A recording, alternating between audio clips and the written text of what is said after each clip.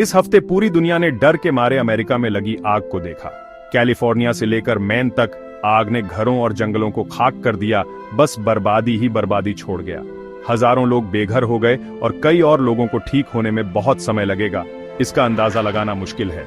ये आग climate change और इंसानों की लापरवाही की वजह से लगी, और ये हमें याद दिलाती है कि हमारे प्लैनेट के सामने कितनी बड़ी मुसीबतें हैं। लेकिन जब हम नेचुरल डिजास्टर से जूझ रहे हैं, तब भी इंसानों के बनाए झगड़े कम नहीं हो रहे। डोनाल्ड ट्रंप के सेकंड टर्म के इनॉग्रेशन ने दुनिया में अमेरिका के रोल को लेकर फिर से चिंता बढ़ा दी है। उनकी अमेरिका फर्स्ट वाली बातें और फॉरेन पॉलिसी के अनप्रिडिक्टेबल डिसीजंस ने दोस्तों और दुश्मनों दोनों को परेशान कर दिया है। इस बीच चीन के साथ ट्रेड वॉर खत्म होने का कोई नाम नहीं ले रहा, जिससे ग्लोबल इकोनॉमी पर असर पड़ रहा है। मिडिल ईस्ट का हाल अभी भी खराब है।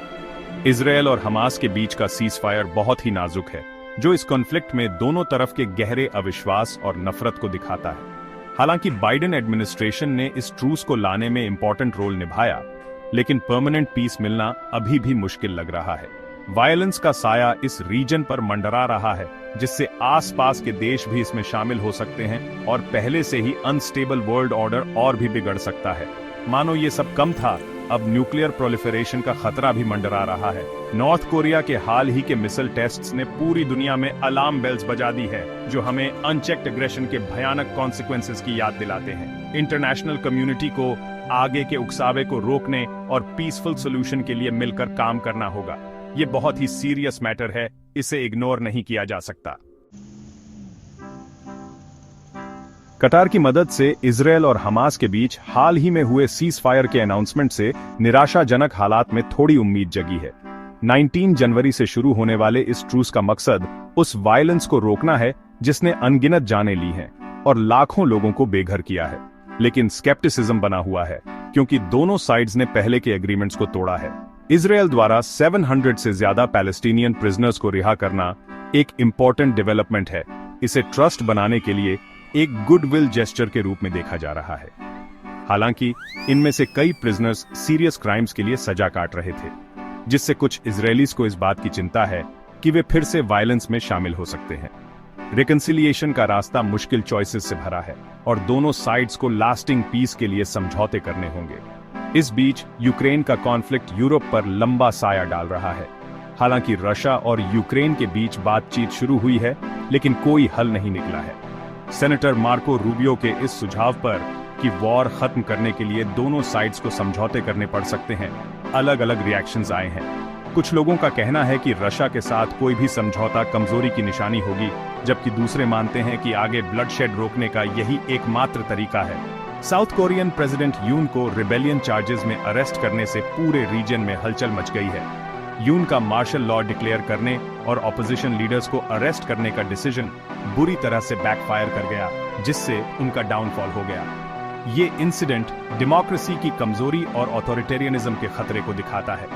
ये अनचेक्ड पावर के डेंजर्स और रूल ऑफ लॉ को बनाए रखने की इंपॉर्टेंस के बारे में भी एक सबक है।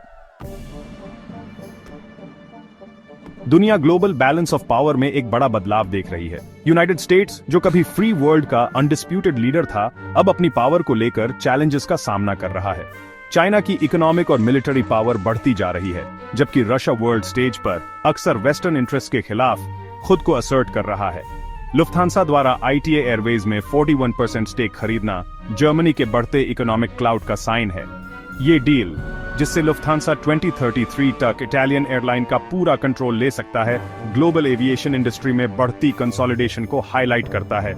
ये पोस्ट ब्रेक्सिट यूरोपियन यूनियन में एक लीडिंग प्लेयर बनने की जर्मनी की एम्बिशन को भी दर्शाता है। यूनाइटेड किंगडम, जो अभी भी ब्रेक्सिट के बाद के इफेक्ट से जूझ रहा है, दुनिया में अपनी नई जगह बनाने की कोशिश कर रहा है।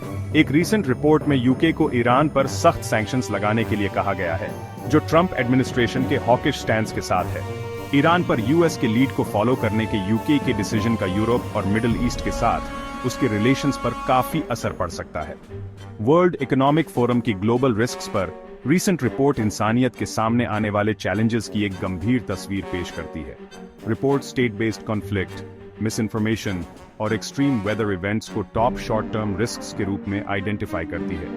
लॉन्ग टर्म में क्लाइमेट चेंज और बायोडाइवर्सिटी लॉस जैसे एनवायरमेंटल रिस्क्स आर्टिफिशियल इंटेलिजेंस के एडवर्स कॉन्सिक्वेंसेस के साथ सबसे बड़ा थ्रेट है। रिपोर्ट याद दिलाती है कि हमारी इंटरकनेक्टेड वर्ल्ड इंटररिलेटेड चैलेंजेस के एक कॉम्प्लेक्स वेब का सामना कर रही है, जिन्हें एड्रेस करने के लिए कलेक्टिव एक्शन की जरूरत है। हालांकि हेडलाइंस अक्सर कॉन्फ्लिक्ट और क्राइसिस से भरे होते हैं, लेकिन केओस के बीच होप की किरणें भी दिखाई देती हैं। यूनाइटेड नेशंस द्वारा एंटीसेमिटिज्म और हेट क्राइम्स से लड़ने के लिए न्यू प्लान का अनाउंसमेंट एक स्वागत योग्य डेवलपमेंट है। यह प्लान, जिसका मकसद इंटॉलरेंस और डिस्क्रिमिनेशन के रूट कॉजेज को एड्रेस करना है, मल्टीलैटरलिज्म की एंड्यूरिंग पावर और ह्यूमन राइट्स को बनाए रखने की इंपॉर्टेंस को दिखाता है।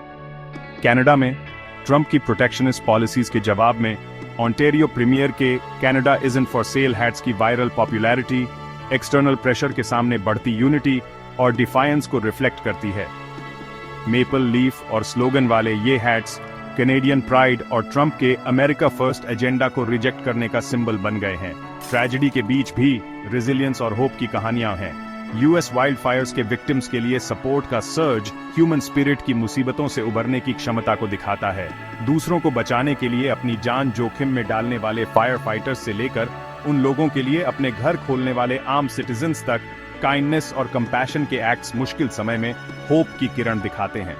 जैसे जैसे हम 21st सेंचुरी की कॉम्प्लेक्सिटीज से गुजरते हैं, ये याद रखना जरूरी है कि हम ग्लोबल चैलेंजेस के सामने पावरलेस नहीं हैं। कोऑपरेशन, इनोवेशन और एक बेटर फ्यूचर के लिए शेयर्ड कमिटमेंट को अपनाकर हम आगे आने वाली ऑब्स्टिकल्स को दूर कर सकते हैं और सभी के लिए एक मोर जस्ट, इक्विटेबल और सस्टेनेबल वर्ल्ड बना सकते हैं।